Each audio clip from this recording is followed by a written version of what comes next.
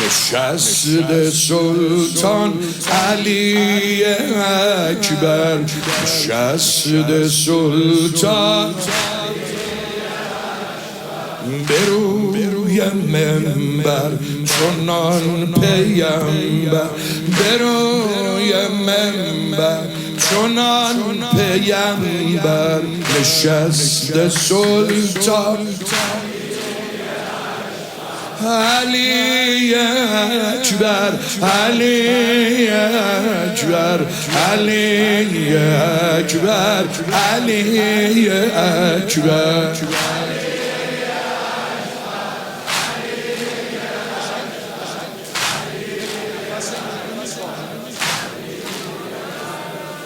مگو دو دیده، بگو دو ساغر، مگو دو ابرو، بگو دو خنجر، مگو دو بازو، بگو دو لشکر. دوباره حیدر، دوباره حیدر، دوباره حیدر، دوباره حیدر.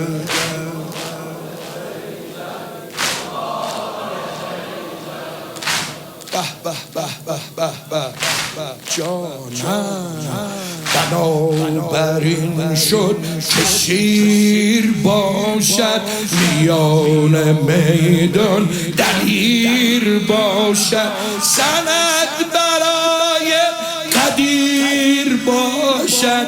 علیست نامش رخش پیمبر، نشسته بر پهنه عقابش.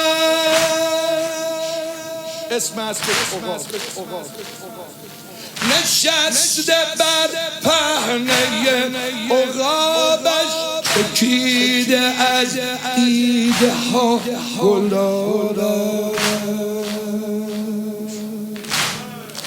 که مستیم از شراب نابش، بگو به ساقی، بگو به ساغر. علی اکبر، علی اکبر.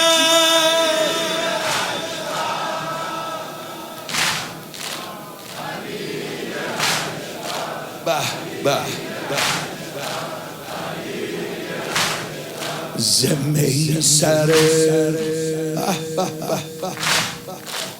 جونم، زمه سر می رود درون و زمه من می زند برون. و چه خوش کشیده به خاک و خون، و رود به این سو به سوی دیگر.